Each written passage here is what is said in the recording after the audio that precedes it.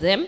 Do not call them names. Encourage them, and I know that will hasten their healing. I want also you to join me praying for them every day, so that the challenges that are ahead of them and the hard journey that they are going to take, they will be able to finish and come back to us renewed by God with a bright future that awaits them. Through our efforts today, we aim to raise awareness about importance of rehabilitation and recovery. Every individual battling with addictions deserves a chance to rebuild their lives and contribute positively to the society.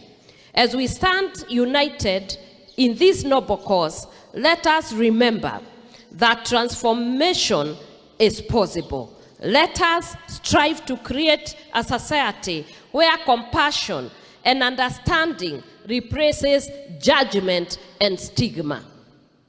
Together, we can empower our youth to reclaim their lives, embrace their purpose, and become the leaders and change makers of tomorrow.